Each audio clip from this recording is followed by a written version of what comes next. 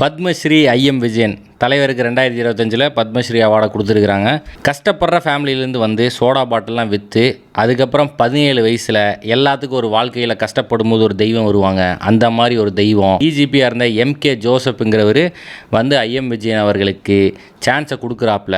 தலைவன் அதுக்கப்புறம் இடிச்சா இடி தான் போகிற இடத்துல எல்லாம் வந்து தாக்குதலை பண்ணிட்டு இருந்தாப்புல. தலைவன் அதுக்கப்புறம் கேரளா போலீஸ் டீமுக்கு விளாண்டுருக்காப்புல. அதுக்கப்புறம் மோகன் பகானி, ஈஸ்ட் பெங்கால், எஃப்சி கொச்சி இந்த மாதிரி பல டீமுகளுக்கு விளையாண்டு ஆக மொத்தம் 142 கோல்ஸை கிளப் கரியரில் தலைவர் ஸ்கோர் பண்ணியிருக்காப்புல. இந்தியன் டீமுக்குள்ளே போனதுக்கப்புறம் அங்கே பைஜுங் பூட்டியாவும் ஐஎம் விஜயனும் ஒரு முரட்டு பார்ட்னர்ஷிப்பை போடுறாங்க. ஒரு ட்ரெடிஷ்னலான அக்ரஸிவ் ஸ்ட்ரைக்கரு.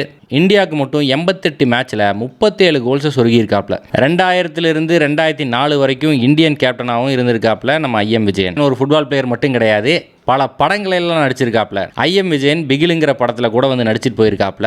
சவுத் இந்தியாவிலேருந்து வந்த the greatest football player IM விஜயனுங்கிறதுல மாற்றுக்கிறது கிடையாது. Indian player of the year அவார்டை 3 தடவை வாங்கியிருக்காப்புல.